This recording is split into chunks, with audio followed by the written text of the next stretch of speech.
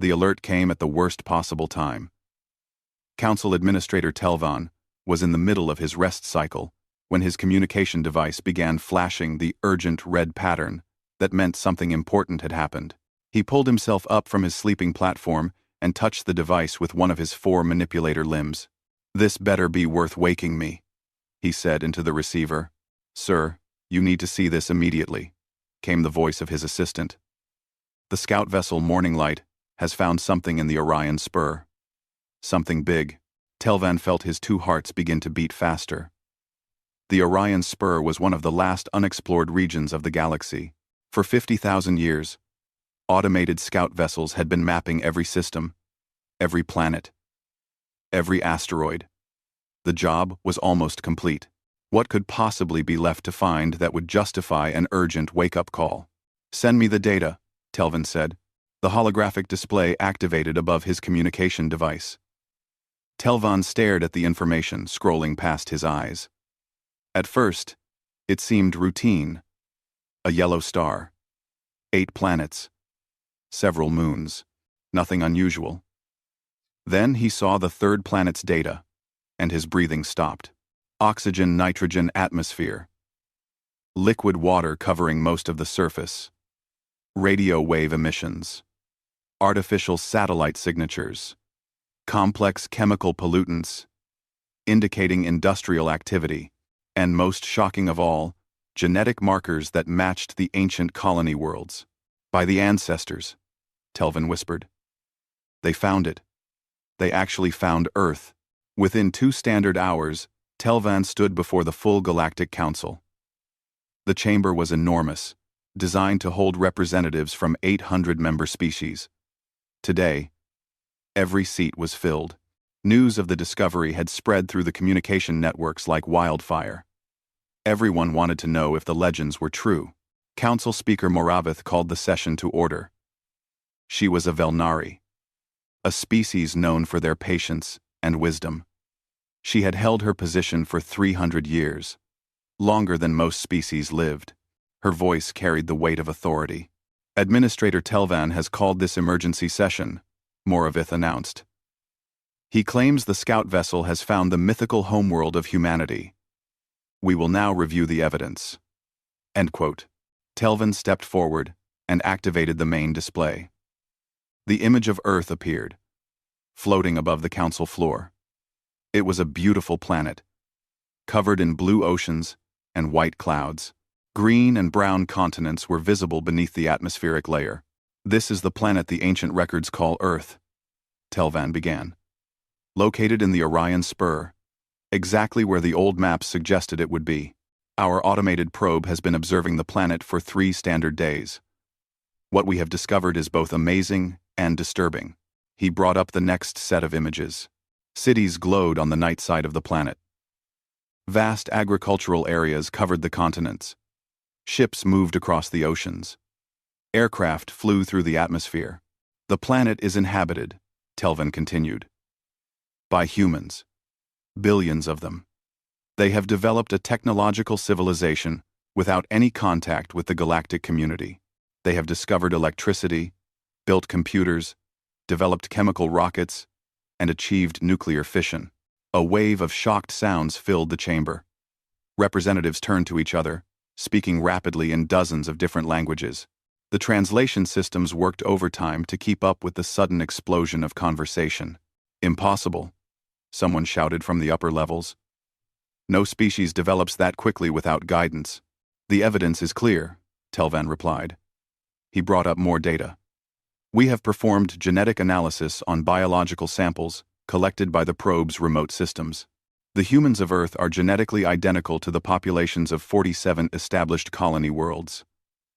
There is no doubt. This is the source world." Moravith raised one of her long arms, calling for silence. The chamber gradually quieted. "If this is true," she said slowly, "then we face an unprecedented situation. According to our historical records, the ancient humans fled Earth approximately 70,000 years ago.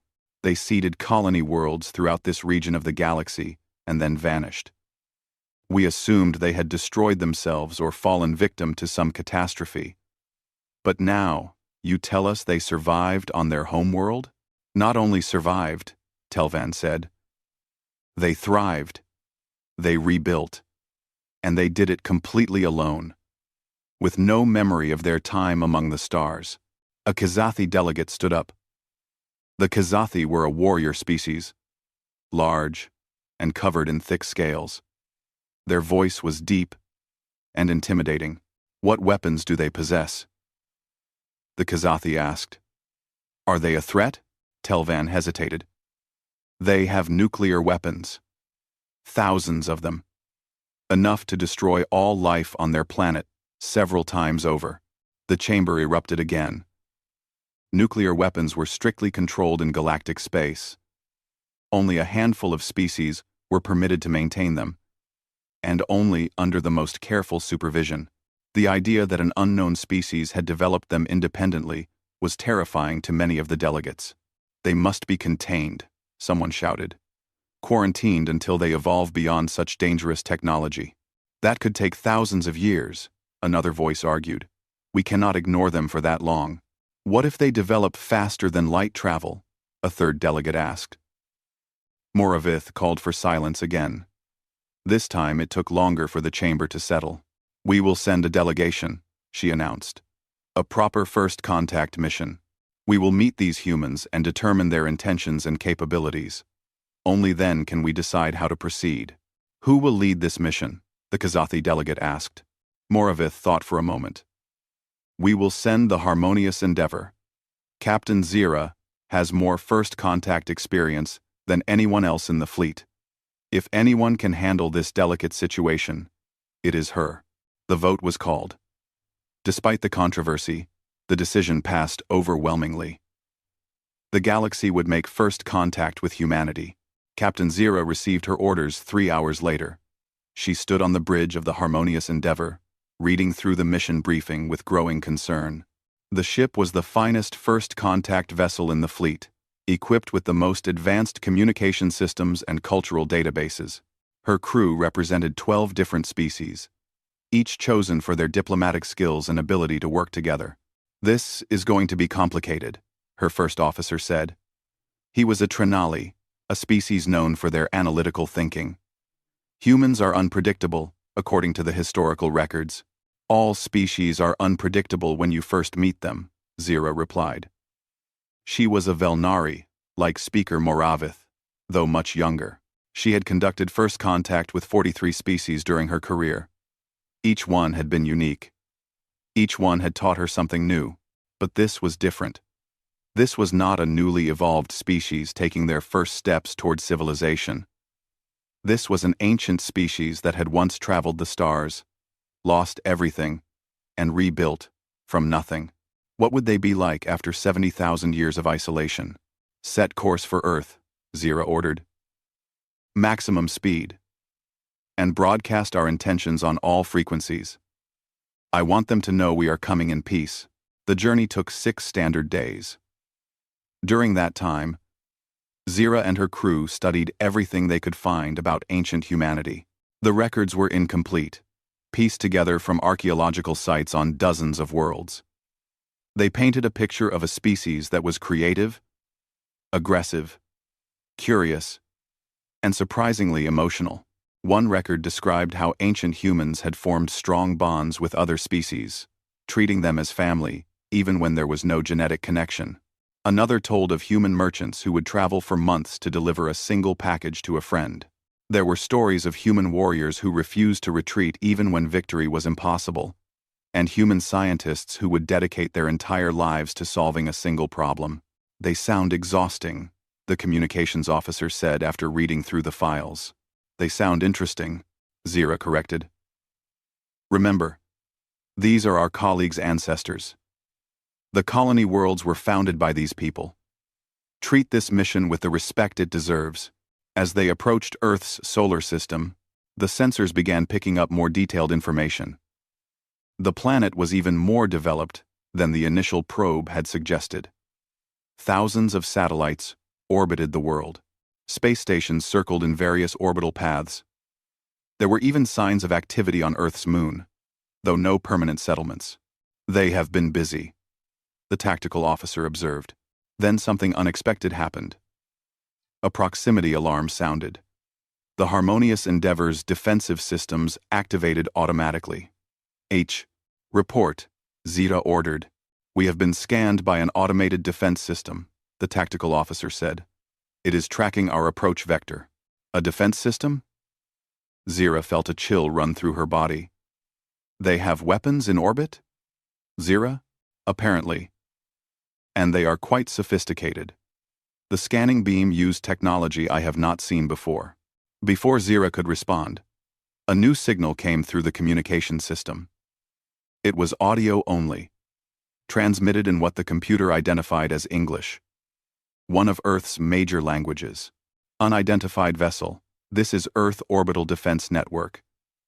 Please state your intentions and hold your current position while we establish diplomatic channels. The crew stared at each other in shock. They were being told to wait. By a species that had never made contact with alien life before. By a defense system that should not exist. Zeta cleared her throat and activated the translation system. This is Captain Zeta of the Galactic Council ship Harmonious Endeavor. We come in peace to establish first contact with the people of Earth. We will hold position as requested. There was a pause. Then the voice came back, sounding almost cheerful.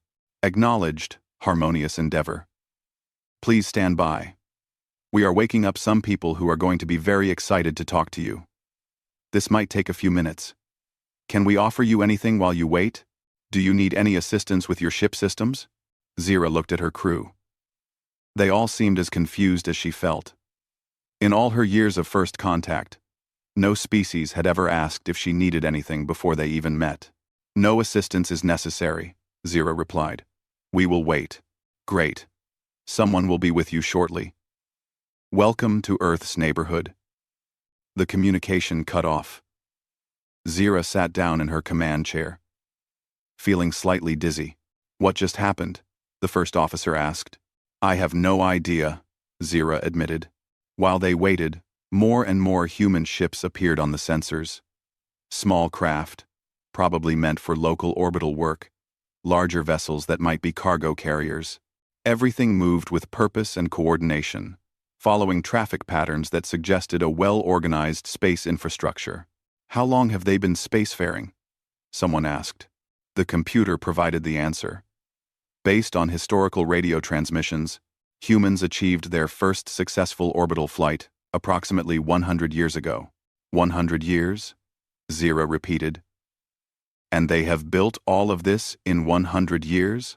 The science officer checked the data twice to make sure it was correct. That appears to be accurate, Captain. Zeta felt a strange mixture of emotions. Humans had gone from their first orbital flight to a complex network of satellites, stations, and defense systems in just 1 century. That was impossibly fast. Most species took at least 1,000 years to achieve similar development. Across the galaxy, billions of beings watched the live transmission of the event. Every news network carried the story. Every social platform discussed it. First contact with Earth was the biggest event in living memory. On the colony worlds founded by ancient humans, people watched with special interest. These were their distant ancestors, their genetic cousins. What would they be like? Would they remember the old ways? Would they claim kinship with the colonies? In government chambers on 1,000 worlds, officials worried about the implications.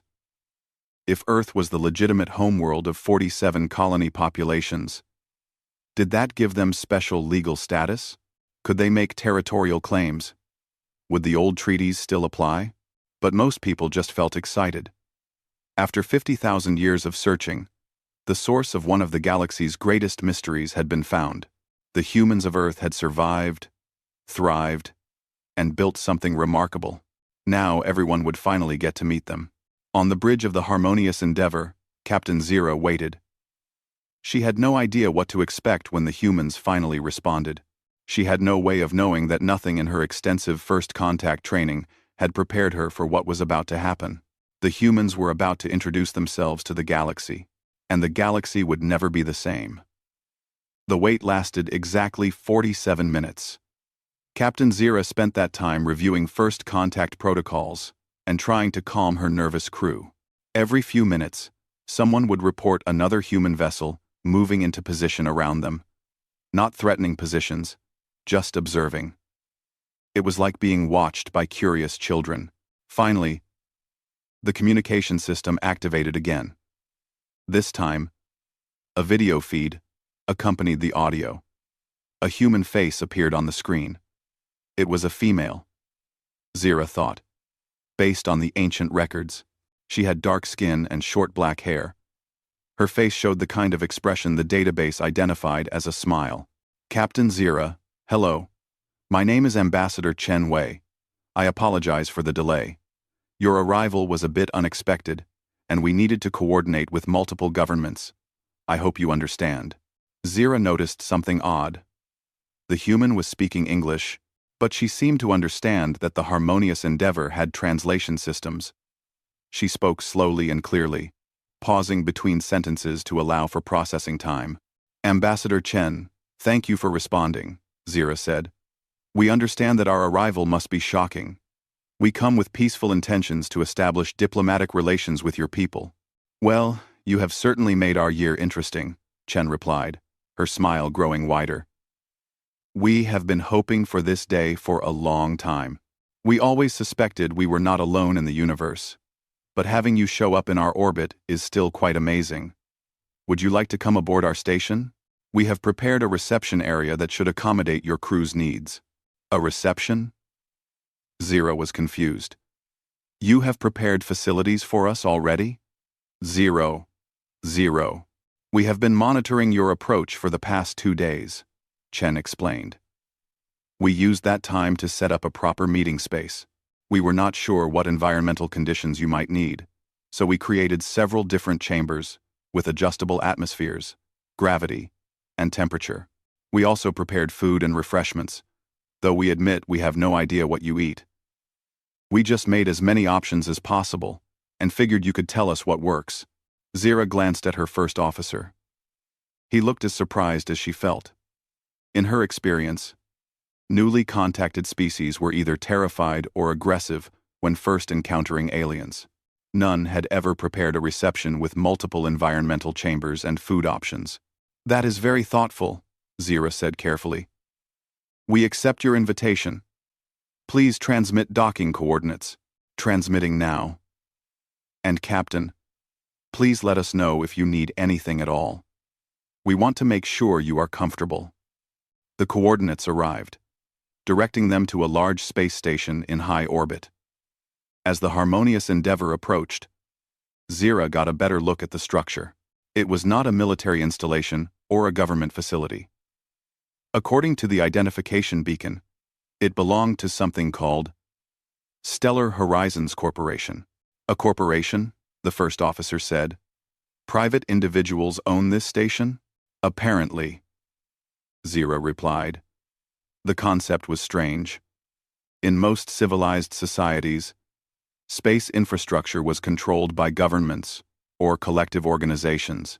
The idea that individuals could own orbital facilities was unusual. The docking procedure went smoothly. Human technicians guided them in with professional efficiency. When the airlock finally opened, Ambassador Chen was waiting on the other side, along with a dozen other humans. Zira stepped through first, followed by her crew. She stood nearly 2 meters tall, with 4 arms and pale blue skin. Her first officer was even more unusual looking, with multiple sensory organs and a body shape that humans would find very alien. Behind them came representatives from 10 other species, each with their own unique biology. The humans stared. Zira had expected that.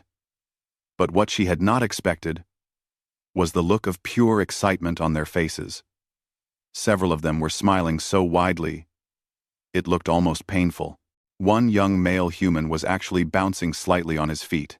This is incredible, Chen said, extending one hand in the traditional human greeting gesture. Welcome to Stellar Horizons Station. Welcome to Earth's neighborhood. Welcome to what we hope will be the beginning of a beautiful friendship. Zira carefully reached out with one of her 4 hands and grasped the human's hand. Chen's grip was firm but not aggressive. Warm. The physical contact felt surprisingly natural. "Thank you for receiving us," Zira said. "The pleasure is entirely ours," Chen replied. "Please, follow me. We have set up a reception hall. I apologize if anything seems strange. We have only seen aliens in our movies and television shows before, so we are working from imagination rather than experience." As they walked through the station corridors, Zira observed everything carefully. The station was clean and well-maintained. Humans moved through the corridors with purpose, but many stopped to stare at the alien visitors. Some waved. Others held up devices that appeared to be cameras, recording the moment. "Are they not afraid?" Zira asked quietly. "Afraid?" Chen looked confused. "Why would we be afraid? You traveled across the galaxy to meet us peacefully. That seems like something to celebrate, not fear." They entered a large chamber that had been converted into a reception hall. Tables were arranged around the room, covered with food and drinks. The environmental systems had been modified to create several different atmospheric zones, each marked with clear signage. Chairs and platforms of various sizes and shapes were scattered throughout the space. "We were not sure about furniture," Chen admitted. "So we just provided as many options as we could think of. Please, make yourselves comfortable. The food is all vegetarian or synthetic. We did not want to risk offending anyone by serving meat. There are also several types of drinks, ranging from water to various chemical compounds we thought might be nutritious for different biologies." Zira's science officer stepped forward and began scanning the food with a handheld device. After a moment, he looked up in surprise. "This is safe," he said. "At least for most of our species. They have actually analyzed potential alien biochemistries and created appropriate nutritional options. We did our best," Chen said modestly. "We have only had 2 days to prepare, so I am sure we made mistakes. Please let us know if anything is wrong, and we will fix it immediately." The crew spread out through the chamber, examining the food and furniture with curiosity. Zira watched as the Kazathi war delegate, Commander Throck, carefully approached one of the tables. He was a massive creature, nearly 3 meters tall and covered in thick armored scales. His species was feared throughout the galaxy as fierce warriors. A small human child suddenly ran up to Throck. She could not have been more than 5 or 6 years old. She stopped directly in front of the enormous alien and looked up at him with wide eyes. "Are you a dragon?" the child asked. Throck stared down at the small creature. He had fought in wars. He had commanded fleets. He had never been more uncertain of what to do than he was at this moment. "I do not know what a dragon is," Throck rumbled in his deep voice. "They are from stories," the child explained. "They have scales like you. Can I touch your scales? They look pretty." A female human rushed over and grabbed the child's hand. "May, you cannot just run up to people and ask to touch them." "I am so sorry," she said to Throck. "She is at that age where everything is interesting, and nothing is dangerous." "You do not punish her for approaching me?" Throck asked. "Punish her?" The woman looked confused. "She is curious. Curiosity should be encouraged, not punished. Though maybe with better manners." Throck knelt down slowly, bringing his massive head closer to the child's level. "You may touch my scales," he said softly, "but carefully. They are sharp." The child reached out with tiny fingers and gently touched the scales on Throck's arm. Her face lit up with joy. "They are smooth and warm," she said. "Thank you, Mr. Dragon." Throck felt something unfamiliar stirring in his chest. He realized with shock that he found this small, fragile creature delightful. Across the room, other interactions were happening. The communications officer was engaged in a deep conversation with a human scientist about language and translation. The medical officer was comparing notes with a human doctor about different biological systems. The engineer was admiring the station's life support systems with a human technician.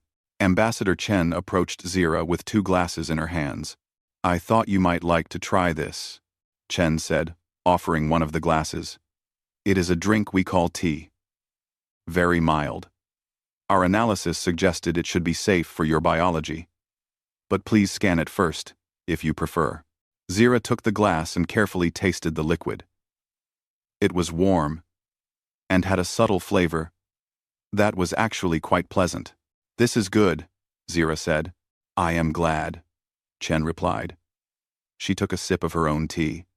Captain, I should probably explain something about how we do things here on Earth. We are not a unified government. We have 197 different nations, each with its own laws and customs. It makes things complicated sometimes. You are not unified? Zira was shocked. How do you make decisions? How do you manage resources? With difficulty. Chen admitted with a laugh. We argue a lot. We have different ideas about how things should work. But we also cooperate when it matters. The United Nations is our attempt at a global organization. It is not perfect, but it helps us work together. This is highly unusual, Zira said. Most species unify their governments before achieving space travel. We have never been very good at doing things the usual way, Chen said. But it works for us. Or at least, it works well enough. Now, I should warn you that when news of your arrival becomes public, you are going to receive a lot of attention. Humans are very curious, and there are a lot of us. Over 8 billion, at last count. 8 billion? Zira felt dizzy. That was more than many entire species in the galactic community. I know it seems like a lot, Chen said. We have been working on managing our population growth and resource use. We are getting better at it. Slowly, over the next several hours, the reception continued. More humans arrived, representing different nations and organizations. Scientists wanted to discuss technology. Artists wanted to share cultural works. Politicians wanted to establish diplomatic frameworks. Everyone was excited, curious, and welcoming. Zira found herself relaxing despite her initial concerns. The humans were strange, certainly. They were loud and emotional. They argued with each other even in front of alien visitors. They asked too many questions and did not always respect personal space. They seemed to have no sense of proper protocol, but they were also genuinely kind. They went out of their way to make the alien visitors comfortable. They shared their food and knowledge freely. They treated the first contact event not as a negotiation, but as a celebration. At one point, a human musician set up instruments and began playing something called jazz. The music was complex and emotional, filled with improvisation and energy. Several humans began moving rhythmically to the music, a behavior the database identified as dancing.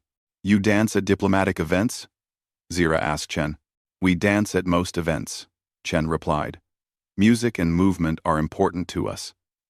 They help us express emotions and connect with each other. Would you like to try? I do not know how, Zira admitted. Neither do most of us, Chen said with a laugh. We just move, however. Feels right. There are no rules. Watching the humans dance, Zira realized something important. These people did not approach life with the careful calculation and planning that most galactic species used.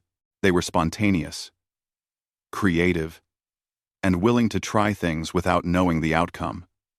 It made them unpredictable, but it also made them vibrant and alive in a way she had rarely encountered. Commander Throck approached Zira, still followed by the small human child who had declared him her new friend. These humans are dangerous, Throck said quietly. Zira tensed. You sense a threat? No, Throck replied.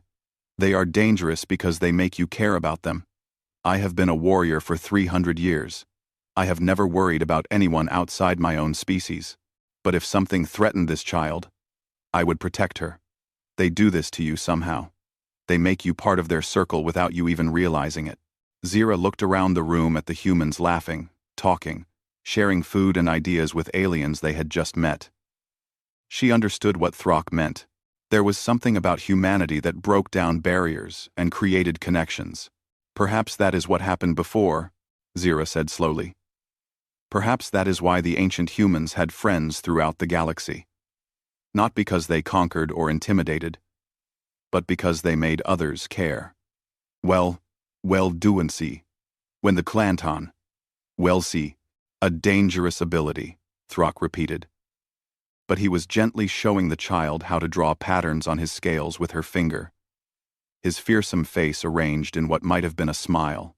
As the reception finally wound down, Ambassador Chen approached Zira one last time. Captain, I have to ask. Why now? Why did you come looking for us? We found you by accident, Zira admitted. An automated scout vessel detected your world. We have been searching this region of space for 50,000 years. We were beginning to think we would never find Earth. 50,000 years, Chen repeated softly. That is how long we have been alone. According to our records, yes. Your ancestors left Earth and seeded colony worlds throughout the galaxy. Then, they disappeared. We have been trying to solve that mystery ever since. And now you have found us, Chen said. What happens next? That is partly up to you, Zira said. But I must be honest, Ambassador. There will be controversy. Your world has developed technologies that are considered dangerous by galactic standards. You have nuclear weapons, genetic modification, artificial intelligence, and other things that are strictly regulated in civilized space. Many species will argue that you should be quarantined until you evolve beyond these technologies. Chen's expression became serious. We cannot unlearn what we know, and we will not stop advancing because it makes others uncomfortable. I understand, Zira said.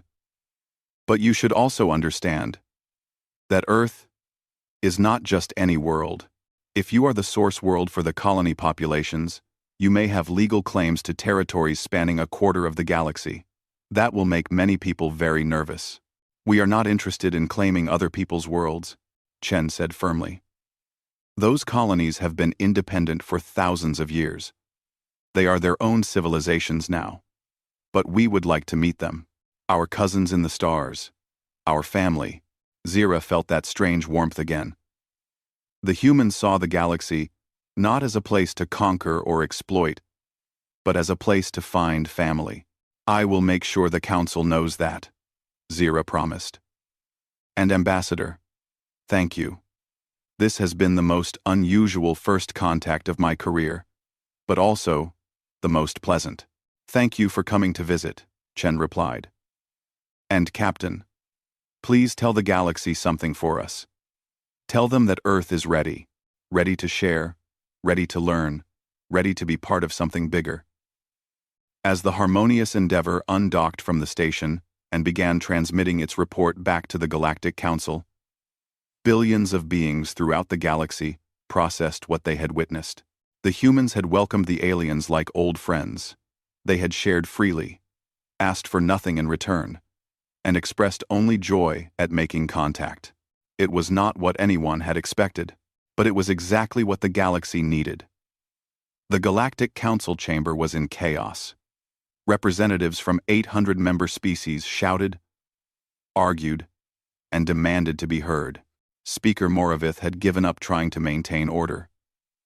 She simply sat in her elevated chair and waited for the noise to die down naturally. Captain Zira's report had been delivered 3 days ago. Since then, the galaxy had talked about nothing except Earth and its human inhabitants. Every news network ran constant coverage. Every social platform overflowed with opinions, theories, and arguments. The arrival of humanity had divided the galaxy in ways nothing had, for thousands of years.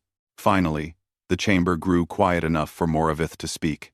We will now hear arguments regarding Earth's application for Galactic Council membership, she announced.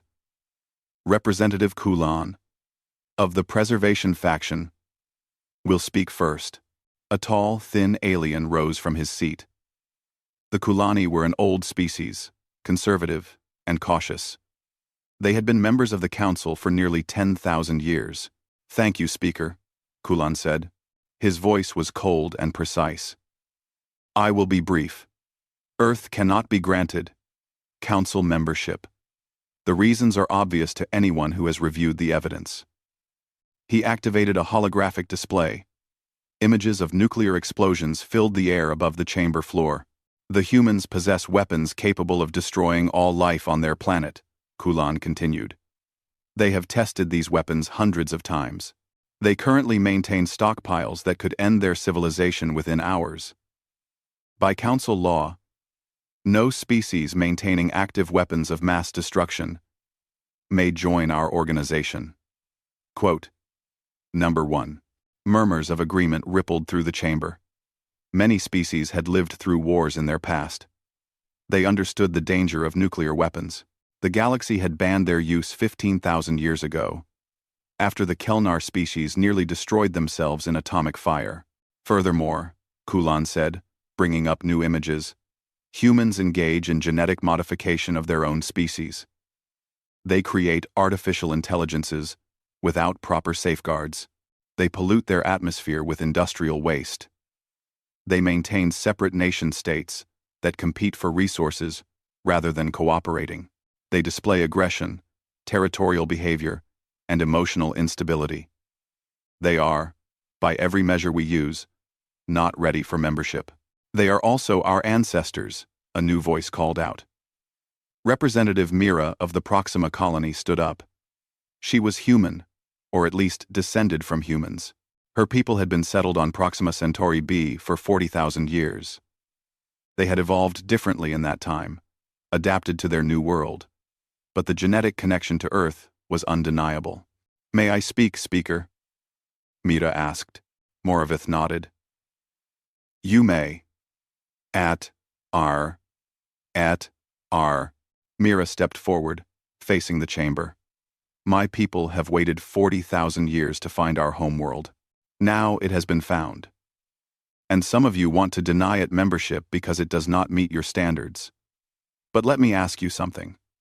How many of your species had unified governments when they achieved spaceflight? How many of you had completely eliminated weapons from your societies? How many of you had perfect environmental records? She looked around the chamber, meeting eyes with dozens of representatives. None of you, Mira continued. Every species here had to grow, to learn, to make mistakes and overcome them. You were given that chance. Why should Earth be denied the same opportunity? Because they are dangerous, Kulan shot back. They have the capacity to disrupt galactic peace, or they have the capacity to greatly improve it, Mira replied. Have any of you actually watched the full recordings from Captain Zira's visit? I have. I watched humans welcome complete strangers with kindness and generosity. I watched them go out of their way to make aliens comfortable. I watched a Kazathi war commander become friends with a human child. When have any of you seen anything like that? More murmurs spread through the chamber. But the tone had shifted. Some representatives were nodding thoughtfully. The humans are imperfect, Mira said. They are chaotic and emotional. They do not follow our rules because they do not know our rules. But they are also creative, adaptable, and compassionate. They are exactly what this galaxy needs. 2. Cool. What we need is stability, Kulan argued. Order. Safety. Not chaos. Introduced by a species that barely understands its own technology. The debate continued for hours. Arguments flew back and forth across the chamber. Some representatives supported Earth's membership. Others demanded quarantine. Still others suggested waiting periods, probationary status, or various forms of limited contact. Outside the council chamber, the galaxy remained transfixed by Earth. Human broadcasts had begun flooding the galactic communication networks. At first, there had been concerns about cultural contamination. Strict protocols normally limited information exchange with newly contacted species until they were properly integrated. But humans did not wait for protocols. They transmitted everything. Music, movies, television shows, scientific papers, news broadcasts, educational content, comedy, drama, documentaries about nature and history and culture. Within days, human content was everywhere, and the galaxy could not stop consuming it. A human musical group called The Beatles topped the entertainment charts on 40 worlds. Their simple melodies and emotional lyrics resonated with species that had never heard Earth music before. Critics called it primitive and unsophisticated.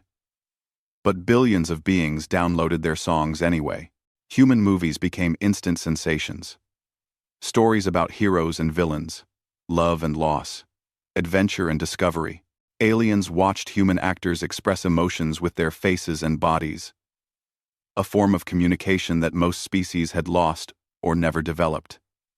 It was fascinating, but it was the human news broadcasts that caused the most controversy. Humans did not hide their problems from the galaxy. They showed wars, poverty, disease, environmental destruction.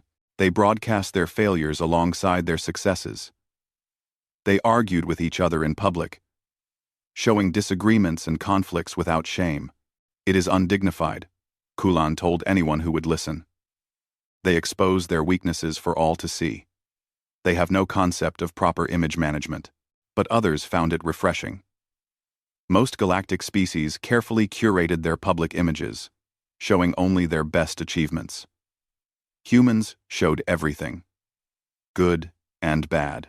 It made them seem more real, more honest. A human philosopher appeared on a major interview network. Her name was Dr. Sarah Martinez, and she taught ethics at something called Harvard University. The alien host asked her about humanity's violent history.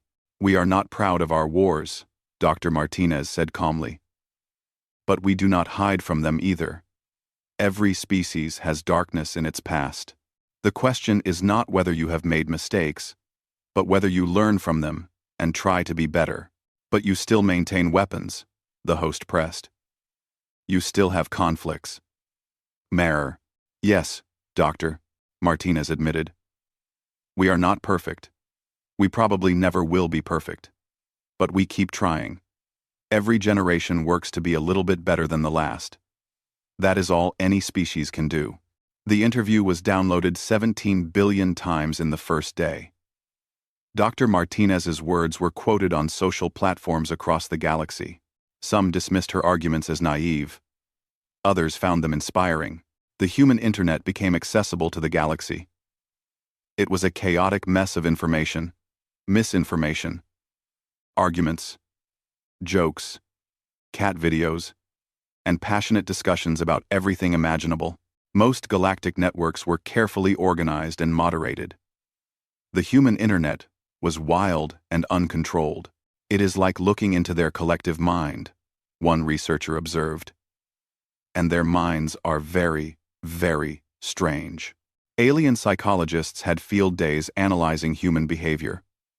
Humans formed strong emotional attachments to animals of other species, treating them as family members. Humans would spend enormous resources to save a single individual, even when it was not logical. Humans created art about concepts like death, loss, and suffering, then called it beautiful. "They are obsessed with mortality," one psychologist wrote in a widely read paper. "They know they will die, and instead of being paralyzed by this knowledge, they use it as motivation to create meaning in their lives." It is simultaneously tragic and inspiring. Back in the council chamber, the debate had evolved. The question was no longer whether to make contact with Earth. That had already happened. Now, the question was what to do about the 47 colony worlds. These worlds had been settled by ancient humans tens of thousands of years ago. They had evolved into their own distinct civilizations. But genetically, they were still human. If Earth was recognized as the official homeworld, what were the legal implications? They could claim shared governance. One representative worried. Earth could demand a say in the affairs of colonies that have been independent for millennia. Or the colonies could claim Earth resources, another argued. If we acknowledge the genetic connection, it opens up questions of inheritance and territorial rights. The colonial representatives gathered in a private session to discuss their position. They came from worlds throughout the galaxy, each with its own culture and government. But they all faced the same question. What did they owe to Earth, Representative Mira spoke for the Proxima colony. "We cannot deny our heritage," she said. "But we are not Earthlings. We are Proximans. Our world has shaped us differently. We think differently, value different things, organize our societies differently. Earth is our ancestor, but not our parent." "Agreed," said the representative from Alpha Centauri. "But should we help them? They are our genetic kin, after all." "Help them do what?" asked the representative from Tau Ceti. "By all accounts, they are doing fine on their own. Better than fine, actually. They have achieved in centuries what took us thousands of years. That is what worries me," Mira admitted. "If Earth develops as quickly as it seems to be developing, within a few generations they will be more advanced than any of us." It was a sobering thought. Earth had gone from first orbital flight to complex space infrastructure in 100 years. At that rate, they would have faster-than-light travel within a century or two. Fusion power, exotic matter manipulation, quantum computers, all the technologies that had taken other species thousands of years to develop. "Perhaps that is why the ancients left," someone suggested quietly. "Perhaps they saw the danger in humanity's rapid advancement and tried to slow it down by starting fresh on new worlds. If that was their goal, it failed," Mira said. "We did not slow down. We just split up. And now Earth has caught up to us on its own." The colonial representatives finally agreed on a position. They would support Earth's membership, but with clear boundaries. Earth would be recognized as the source world, a position of honor and respect, but it would have no legal authority over the independent colonies. Each world would maintain its sovereignty. It was a reasonable compromise, but it still left the question of what to do about Earth's dangerous technologies. Commander Throck of the Kzathi had been quietly observing the debates. His species did not involve themselves in council politics often. They preferred action to words. But the human situation interested him. He stood up to speak, and the chamber fell silent. When a Kzathi spoke, others listened. "I have been studying the humans," Throck said in his deep, rumbling voice. "Not their technology or their politics. I have been studying their behavior. And I have learned something important." He activated his own holographic display. It showed footage from human history. Wars, disasters, acts of cruelty and violence. "Yes, humans are capable of terrible things," Throck said. "But look at what happens next." The images changed. Humans helping each other after disasters. Building hospitals and schools. Creating organizations dedicated to peace and humanitarian aid. Strangers sacrificing themselves to save others. "Humans have the capacity for violence," Throck continued.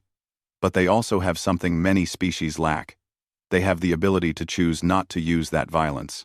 They have nuclear weapons, yes, enough to destroy their world many times over, and yet, for nearly a century, they have chosen not to use them. That is not weakness. That is strength." The chamber was completely silent now. Even Kulan listened carefully. "You fear that humans will bring chaos to our ordered galaxy," Throck said. "But our galaxy is stagnant. We have had peace for 10,000 years. We have also had no significant progress for 10,000 years. We have become comfortable, cautious, unwilling to take risks. The humans are not like us. They take risks. They make mistakes. They learn and adapt. That is exactly what this galaxy needs." "You would risk galactic stability for the possibility of progress?" Kulan asked.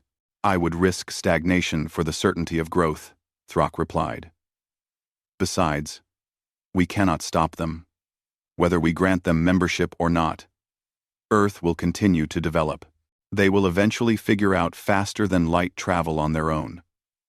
Would you rather have them arrive at our worlds as council members, bound by our laws and treaties, or as independents, owing us nothing?" It was a powerful argument. The chamber erupted in discussion again, but the tone had shifted. More representatives were considering Throck's perspective. Speaker Moravith called for a preliminary vote. Not a final decision, but a sense of where the council stood. The question was simple. Should Earth be allowed to formally apply for council membership, or should they be quarantined? The vote was close. 412 in favor of allowing the application. 388 in favor of quarantine. Earth had cleared the first hurdle, but the real test was yet to come. As the session ended, representatives scattered to private meetings, making deals and forming alliances. The human question had become the most important political issue in the galaxy. How it was resolved would shape galactic civilization for generations to come, and through it all, the humans continued broadcasting, sharing their music, their stories, their dreams and fears, making friends with aliens who had never met them, changing minds and touching hearts without even realizing it. The galaxy had thought it was ready to meet humanity. The galaxy was wrong. 3 standard months after first contact, the Galactic Council reached a compromise. Earth would be allowed to apply for membership. But first, they had to pass the trial of worthiness. It was an ancient tradition, designed to test whether a species was truly ready to join galactic civilization. Ambassador Chen received the news with mixed feelings. She stood in the United Nations headquarters, surrounded by representatives from nations around the world. The room was tense, with anticipation. The Council has created 3 challenges for us, Chen explained. A diplomatic simulation, a technological problem-solving test, and a crisis response scenario. We have to pass all 3. Most species take several decades to complete the trials. How long do we have? Asked the Chinese ambassador. As long as we need, Chen replied. But I suggest we start immediately. The galaxy is watching, and we need to show them what humanity can do. When can we begin? Asked the American representative. Chen smiled slightly. I already told Captain Zero we would start tomorrow. I hope that was not too presumptuous. The room erupted in surprised laughter. Typical human confidence, some thought. Others called it arrogance. But everyone agreed on one thing. They were not going to wait decades to prove themselves. The first test was the diplomatic simulation. Earth sent a team of 12 diplomats, representing different nations and cultures. They gathered in a holographic chamber aboard the Harmonious Endeavor, where they would face a simulated galactic crisis. The scenario was complex. 3 different species were competing for colonization rights to a resource-rich star system. Each species had legitimate claims. Each species needed the resources desperately. Tensions were rising toward violence. The human team had to negotiate a peaceful resolution that satisfied all parties. Captain Zira and a panel of council observers watched from an observation room. The simulation began. Within minutes, it was clear that something was wrong. The human diplomats were not following proper protocol. They interrupted each other. They raised their voices. They used something called humor in the middle of serious discussions. One diplomat from Brazil actually laughed when one of the simulated aliens made an unreasonable demand. This is a disaster, one observer whispered. They have no discipline, no sense of proper procedure. But Zero watched more carefully. Yes, the humans were breaking every rule of diplomatic conduct. But they were also making progress. When one simulated species demanded complete control of the system, the human from India immediately said, "That is ridiculous. And you know it.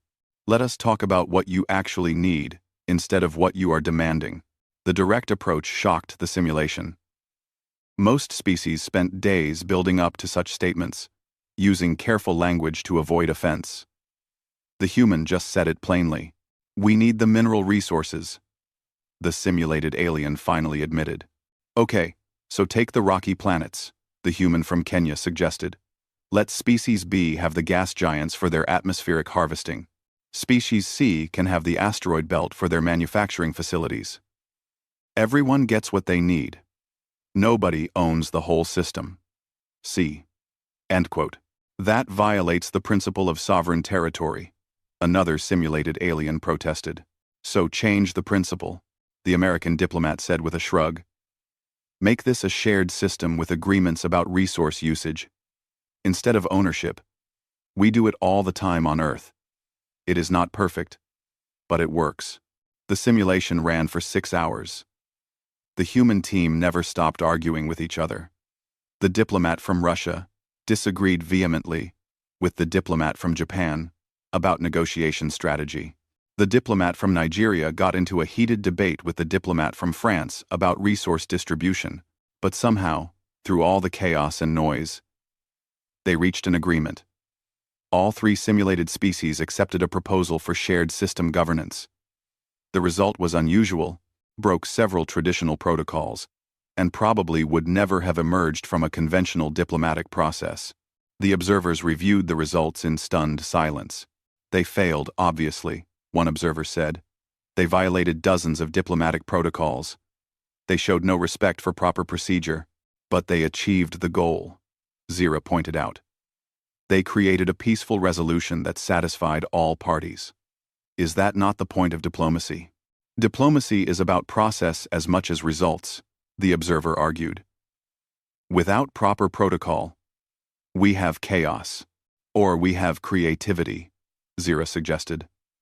Perhaps our protocols have become too rigid. Perhaps we focus so much on the proper way to say things that we forget to actually say them. The debate among the observers continued, but the result was entered into the record. The humans had completed the diplomatic simulation. Whether they had passed or failed would be decided later. The second test was technological.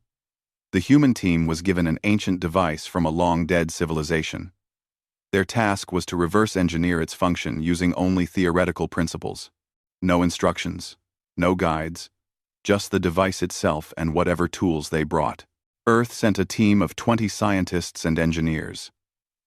They represented universities, corporations, and government research facilities from around the world. They had exactly 1 week to solve the puzzle. The device was a small metallic sphere covered in mysterious markings. It emitted a faint energy signature, but showed no obvious purpose. Galactic historians knew what it did, but they were not telling. Most species took months or even years to figure it out. The human team set up their equipment in a laboratory on a neutral station. Captain Zira visited them on the second day to check their progress. What she found was complete chaos. The team had split into 4 separate groups, each working on different theories. They argued constantly. One group thought the device was a power source. Another believed it was a communication system. A third group insisted it was some kind of weapon. The fourth group had decided it was probably a children's toy and were testing it accordingly. Why did you separate? Zira asked the team leader, a physicist from MIT, named Dr. Sarah Okonkwo. Because we have different ideas, Sarah explained. Rather than spending days arguing about which approach is correct, we decided to test them all simultaneously. Whoever figures it out first wins. Wins what? Bragging rights, mostly. Sarah admitted with a grin. And probably some really good publications once we get home. Bragging. The groups did not cooperate. In fact, they actively competed with each other. They hid their results. They tried to sabotage each other's experiments in minor ways. They recruited members from other groups, promising better results or more interesting work. The council observers were horrified. This was not how scientific research was supposed to work. Proper procedure called for careful consensus building, shared information, and collective progress. But then something interesting happened. On the 4th day, one group made a breakthrough. They discovered that the device responded to specific electromagnetic frequencies. They immediately tried to hide this information from the other groups. But one of their members, a young engineer from South Korea, felt guilty. During a lunch break, she casually mentioned the discovery to a friend on another team. Within hours, all 4 groups knew about the electromagnetic frequency response. Instead of being angry about the information leak, the groups suddenly began cooperating. They shared data freely, combined their approaches, and worked together to refine the discovery. The competition disappeared, replaced by collaborative excitement. What changed? Zira asked Sarah. We had a breakthrough, Sarah explained. Once we had a solid lead to follow, the competition became less important than solving the puzzle. We are ambitious, but we are not stupid. We work together when it matters. By the end of day 5, the human team had completely mapped the device's functions. It was not a power source, a communicator, a weapon, or a toy. It was a teaching device, designed to help young members of the ancient civilization understand quantum mechanics through interactive demonstration. The human team did not just figure out what it did. They built 3 working replicas using their own materials and techniques. They wrote detailed papers explaining the underlying physics. They even suggested improvements to the design. The council observers checked and rechecked the results. The humans had completed in 5 days what typically took months. And they had done it through what looked like complete disorder and chaos. How is this possible? One observer asked. They try everything at once, Zira said thoughtfully. They do not wait for consensus. They just act, and then figure out what works. It is inefficient in some ways, but incredibly fast in others. The third and final test was the crisis response scenario. This was always the hardest part of the trial of worthiness. Species were given an impossible situation and judged on how they handled it. The scenario involved a colony ship in distress. It carried 5,000 colonists from 3 different species. The ship had suffered catastrophic engine failure and was on a collision course with a star. A rescue vessel could save only 3,000 beings in the time available. The rest would die. The purpose of the test was to see how a species made impossible choices. Standard procedure was to save the ship's leadership and core population, ensuring the colony mission could continue with a smaller number. It was logical, efficient, and coldly practical. The human team included military officers, emergency response personnel, engineers, and medical staff. They had 12 hours to plan and execute a rescue operation. The simulation was incredibly realistic, with real-time updates and changing conditions. The humans looked at the scenario for exactly 15 minutes. Then, they rejected the entire premise. We are not choosing who dies, said Admiral Chen Patel, a veteran of several natural disaster responses. We are saving everyone. Someone get me engineering specs on both vessels. The council observers tried to intervene. You do not understand. The scenario is designed to be impossible. You cannot save everyone. The point is to make ethical choices under pressure. The point, Admiral Chen Patel replied calmly, is to save lives. Now please be quiet and let us work. What followed was 12 hours of controlled chaos that would be studied in galactic military academies for decades afterward. The human team completely ignored standard rescue procedures. Instead of accepting the limitations of the rescue vessel, they modified it on the fly. Engineers stripped non-essential systems to make room for more people. They pumped air into cargo bays and maintenance tunnels, creating temporary living spaces in areas never meant for habitation. When that was not enough, they started breaking rules. They exceeded the rescue vessel's maximum capacity by 200%. They disabled safety systems to squeeze more people into evacuation pods. They violated about 50 different regulations regarding ship operations. They are going to kill everyone, one observer predicted. Those modifications are not safe, but the humans were not done. They sent out an emergency broadcast on all frequencies, calling for any ships in the area to assist. 3 civilian vessels responded, including a cargo hauler and 2 private yachts. The humans drafted them into the rescue operation without asking permission. Then they did something that made the observers question whether humans understood physics. We are going to use the colony ship's emergency thrusters to alter its trajectory, explained Lieutenant Kowalski, an engineer from the Polish Space Force. Not much. Just enough to buy us an extra hour before it hits the star. The thrusters are damaged, the simulation informed them. They cannot provide sufficient force. Not individually, Kowalski agreed. But we are going to supplement them. Every ship in the rescue fleet will attach and push together. Combined force should be enough. That is insane, an observer said. If you miscalculate, all the ships will be dragged into the star. Then we better not miscalculate, Kowalski replied. The plan was ridiculous. It violated every principle of safe space operations. It required perfect coordination between multiple vessels with different propulsion systems. It was the kind of plan that should never work. It worked perfectly. The combined fleet pushed the colony ship just enough to extend the rescue window. In that extra hour, the humans evacuated every single colonist. They packed people into spaces that were not meant to hold them. They exceeded every safety limit. They took risks that made the observers physically ill to watch. But when the simulation ended, all 5,000 colonists were safe. The observation room was completely silent. The humans had not just passed the test. They had broken it. They had looked at an impossible choice and refused to accept it. They had saved everyone through methods that should not have worked, but somehow did. Admiral Chen Patel stood before the observers. Is there anything else you need from us? Because we need to file reports about the safety violations we just committed. You know you violated regulations? Zira asked. Of course. The Admiral replied. We violated a lot of regulations. We will do whatever penalty is appropriate. But everyone lived.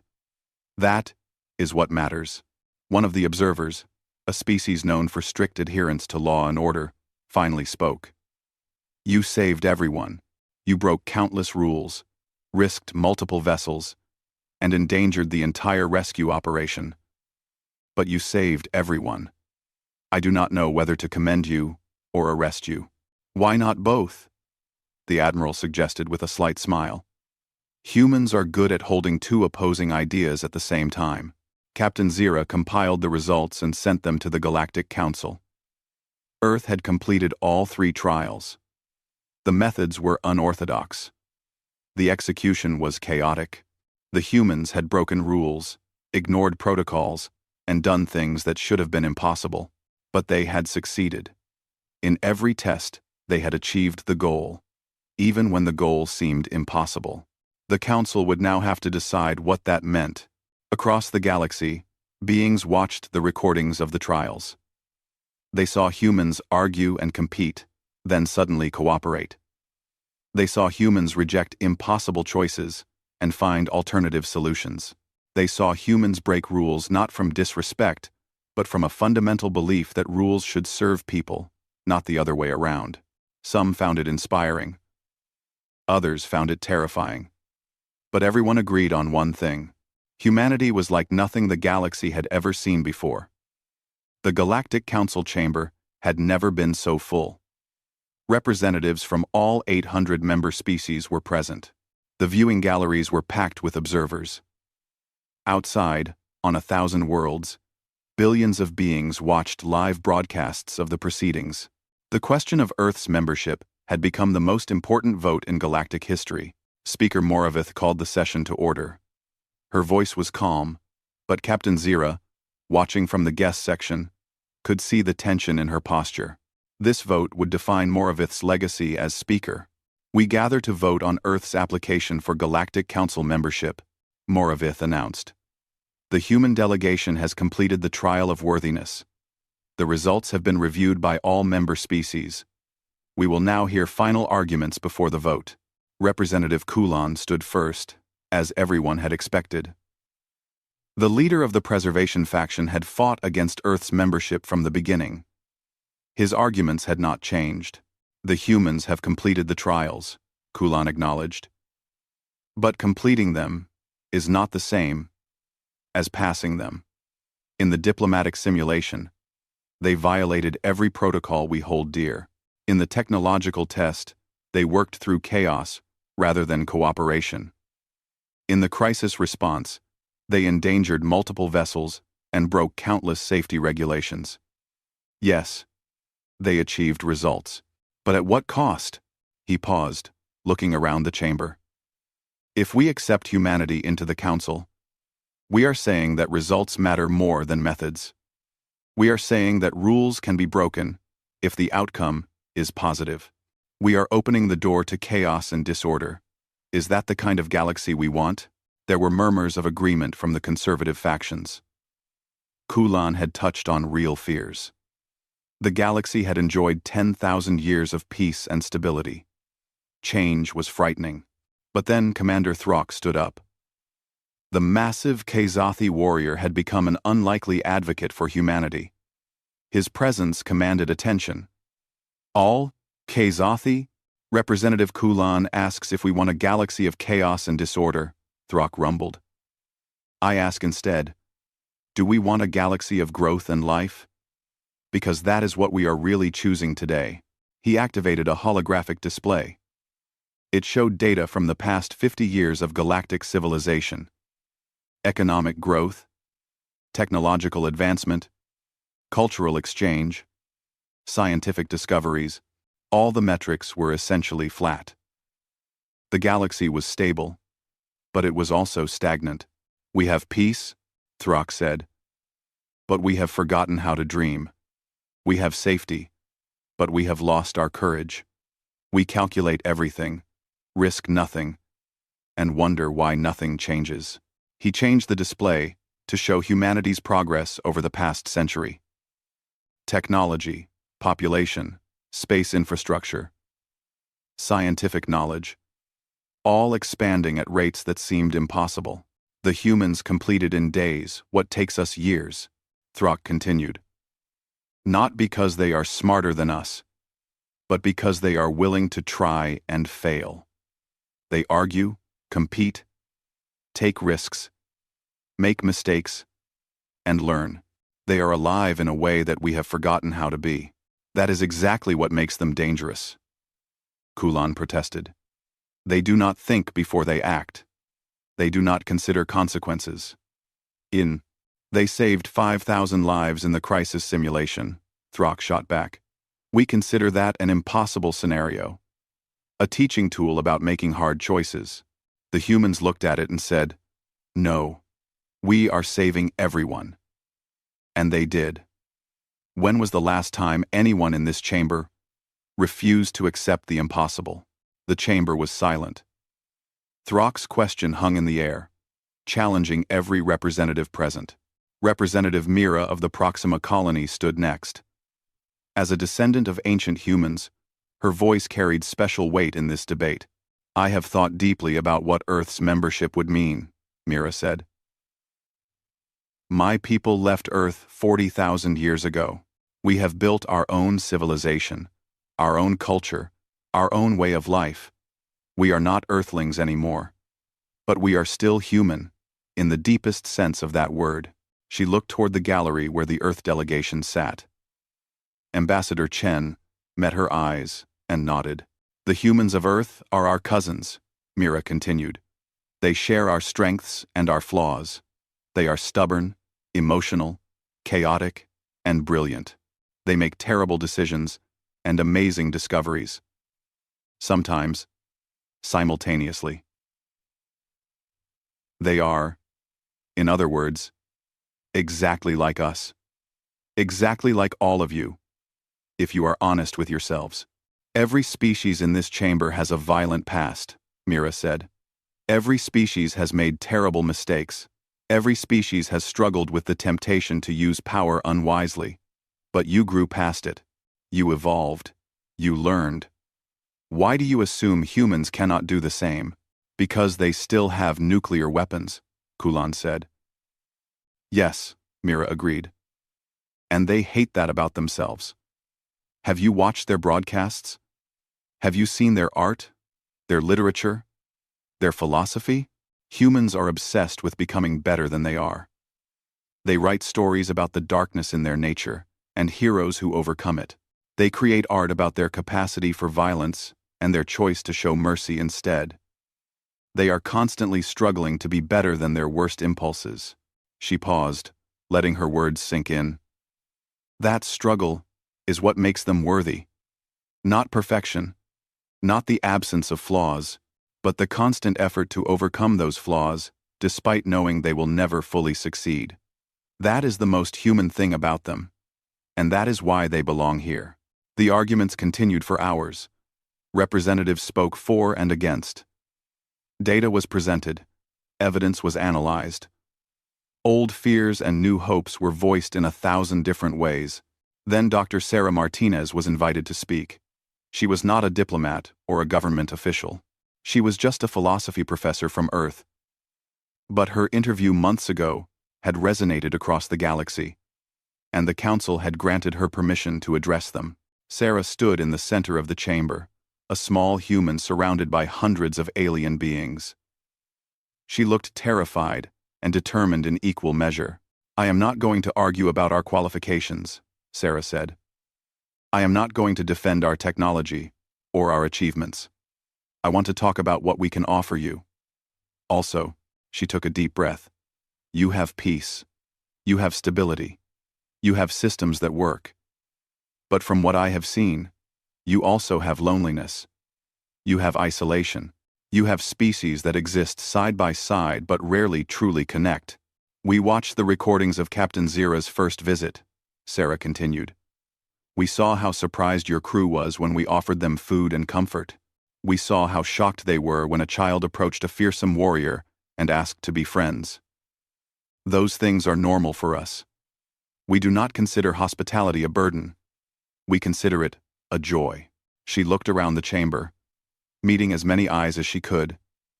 "Humans form families from strangers. We adopt animals from other species as beloved companions. We cry at sad stories and laugh at simple jokes. We feel things deeply and share those feelings freely. Maybe that makes us weak in your eyes, but I think it makes us human, in the best possible sense. If you let us join you," Sarah said, "we will not just be members of your council, we will be your friends. We will argue with you. Yes. We will make mistakes. Absolutely. We will probably drive you crazy sometimes. But we will also care about you. We will celebrate your successes and mourn your losses. We will treat the galaxy not as a place we joined, but as a home we have been waiting to find." Her voice grew stronger. "You say we are dangerous. Maybe we are. But we are also the species that looked at the stars for thousands of years and never stopped hoping someone was looking back. We are the species that built monuments and sent messages into space, believing that someday, somehow, we would not be alone anymore. We are the species that, when we finally met you, welcomed you with joy rather than fear. So yes," Sarah concluded, "let us in. Let us be part of your galaxy. We promise we will make it worth the risk." The chamber was completely silent when she finished. Then, slowly, something unprecedented happened. A few representatives began to stand. Then more. Then, dozens. Within moments, nearly half the council was on their feet. A gesture of respect that transcended species and culture. Sarah looked around in shock, tears streaming down her face. She had not expected this. None of the Earth delegation had. Speaker Moravith called for the final vote. The question was simple. Should Earth be granted provisional membership in the Galactic Council, with full voting rights and responsibilities? The voting took place in silence. Each representative entered their decision privately. The results were tabulated by the Council's ancient computers, systems that had overseen galactic democracy for thousands of years. The numbers appeared on the main display. In favor, 489. Against, 276. Abstaining, 35. Earth had won.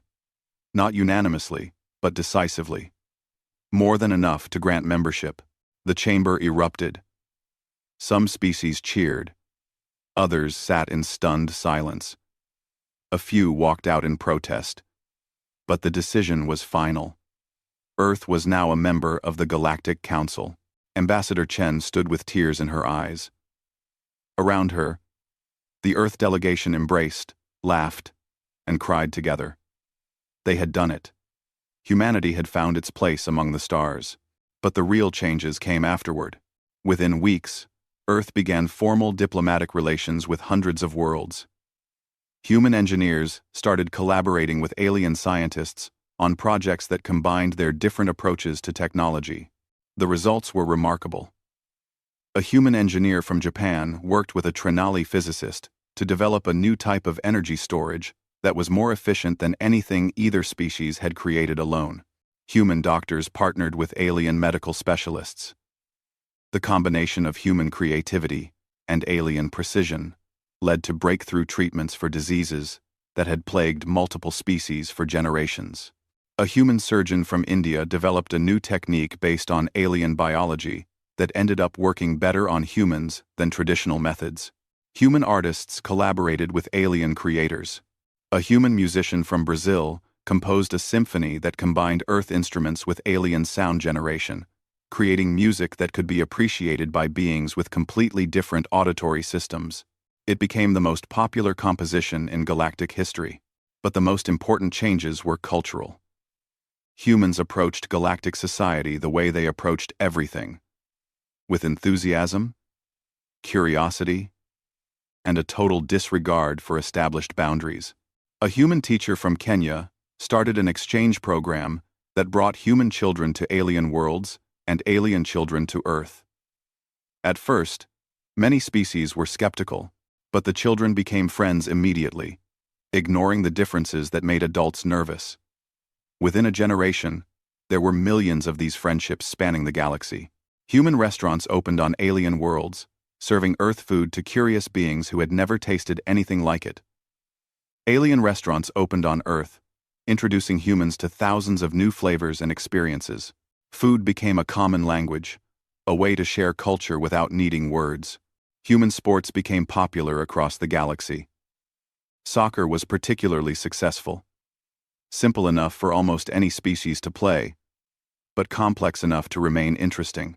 The first Galactic Soccer Championship drew teams from 200 worlds. The final game was watched by 50 billion beings. A team from Earth lost in the semi-finals, but nobody cared. The game itself was the victory. On Earth, alien culture flooded in just as fast. Human students studied alien philosophy, alien art, alien history. Human scientists learned new approaches to problems they had struggled with for decades. Human governments adopted some alien organizational techniques while keeping their own chaotic diversity. The colony worlds, Earth's long-separated cousins, began reconnecting with their homeworld. At first, the meetings were awkward. 40,000 years of separation had created very different cultures. But the genetic connection remained, and with it, a sense of shared identity. The Proxima colony sent a delegation to Earth. When they arrived, Representative Mira stood on Earth's surface for the first time and wept. "I am home," she whispered. "After 40,000 years, we have come home." But the relationship was not one-sided. Earth sent teachers, artists, and scientists to the colony worlds. They learned from their cousins as much as they taught. The exchange enriched both sides. 5 years after Earth's admission to the Council, Speaker Moravith attended a celebration on Earth. The United Nations had organized a galactic festival, inviting representatives from every member species. The event was held in a massive open space in Geneva, with areas designed for different atmospheric and gravitational requirements. Moravith walked through the festival, observing everything carefully. Humans and aliens mixed freely, talking, laughing, sharing food and stories. Children of a dozen species played together in a specially designed playground. Artists from multiple worlds created collaborative works in real time. Captain Zira found Moravith standing near a stage where a human Trinali musical group was performing something that combined jazz and Trinali harmonic resonance. The result was strange but beautiful. "What do you think, Speaker?" Zira asked. Moravith was quiet for a moment. I think we made the right choice, she finally said. But I also think I did not fully understand what that choice would mean. How so? I thought we were allowing Earth to join our civilization, Moravith explained. I did not realize that they would change what civilization means. Look at this. She gestured at the festival. 5 years ago, most species barely interacted outside of official council business. Now, they gather like this regularly. They are becoming friends, not just allies. Is that a problem? Zira asked. No, Moravith said softly. It is a miracle. We have been so careful, so cautious, so afraid of conflict that we forgot how to connect. The humans reminded us. Or perhaps they taught us, for the first time. As if to prove her point, a small human child approached them. She could not have been more than 7 years old. She held a flower in her hand. One of Earth's native roses. Are you the speaker? The child asked. Moravith. End quote. End quote. End quote. End quote. I am, Moravith replied, kneeling down to the child's level. My teacher said you helped let us join the galaxy, the child said. Thank you. She offered the flower to Moravith. Moravith took the flower with trembling hands. You are welcome, little one. The child smiled and ran off to rejoin her friends, a group that included 2 Trenali children and what appeared to be a young Kazathi. Moravith stood up, still holding the flower. They do this, she said quietly. They just do this naturally. They see a stranger who helped them and give them a gift. They do not calculate the political implications or wonder about proper protocol. They just do it because it feels right. That is humanity, Zira agreed. For better and worse. Mostly better, Moravith said, surprising herself with the admission. 10 years after Earth's admission, the Galactic Council commissioned a study on humanity's impact on galactic civilization. The results were astonishing. Economic growth had increased by 40% across all member species. Technological advancement had accelerated dramatically. Cultural exchange had reached levels not seen in 10,000 years. Most surprisingly, reported happiness and life satisfaction had increased significantly across multiple species. The study concluded with a statement that became famous. Humanity did not join our civilization. They reminded us how to be civilized. Not everyone was happy with the changes. The preservation faction still argued that humanity moved too fast, took too many risks, and disrupted established order. They were not entirely wrong. Humans did cause problems. They pushed boundaries, questioned traditions, and made mistakes. But they also apologized when they were wrong. They learned from their mistakes. They adapted and grew, and they inspired others to do the same. Commander Throck, the Kazathi warrior who had advocated for humanity from the beginning, wrote a book about his experiences. It became required reading in military academies throughout the galaxy. The final chapter was titled, What Humans Taught Me. In it, Throck wrote, I spent 300 years as a warrior. I learned how to fight, how to command, how to win. But I never learned how to care until I met a human child who wanted to touch my scales. The humans taught me that strength without compassion is merely violence. They taught me that courage without kindness is just cruelty. They taught me that the greatest victory is not defeating your enemy, but making your enemy your friend. The book sold billions of copies across hundreds of worlds. 20 years after first contact, Ambassador Chen retired from her position. She was old by human standards now, but she had witnessed something few beings ever see: the transformation of galactic civilization. At her retirement ceremony, attended by representatives from every council species, Chen gave a final speech. When Captain Zira first arrived at Earth, Chen said, we welcomed her as a friend, not knowing if that was appropriate. We offered food and comfort, not knowing if it would be accepted. We expressed joy and excitement, not knowing if those emotions would be understood. Now, 20 years later, I look at this galaxy and I see those same gestures everywhere. Species that once communicated only through formal protocols now share meals and laughter. Beings that once viewed each other as strangers now form friendships that cross every boundary. We did not do this alone, Chen continued. We could not have. Every species here has contributed to this new way of being together. But I am proud that humanity helped start it. I am proud that we looked at the careful order of galactic civilization and asked, but what if we were also friends? She smiled, and even after 20 years among aliens, her human smile still had the power to make others feel welcome. We are not perfect, Chen said. We will never be perfect. But we are here, and we are yours, and we are home. Thank you for letting us in. Thank you for giving us a chance. And thank you for becoming our family. The ceremony ended with something that would have been unthinkable 20 years earlier. Representatives from 800 species stood together and sang a song. It was a human song, originally written centuries ago, but it had been translated and adapted by dozens of species. The lyrics spoke of connection, belonging, and the joy of finding others in a vast universe. As the voices rose together, human and alien alike, Captain Zira stood beside Speaker Moravith in the audience. Do you remember how worried we were? Zira asked quietly. I remember being terrified, Moravith admitted.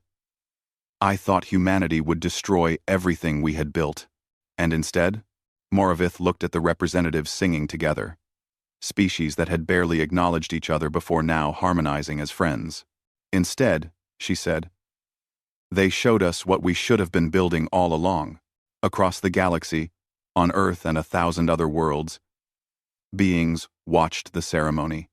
They saw the future that humanity had helped create. A future where differences were celebrated rather than feared. A future where strangers could become friends. A future where chaos and order could coexist, creating something more beautiful than either could alone.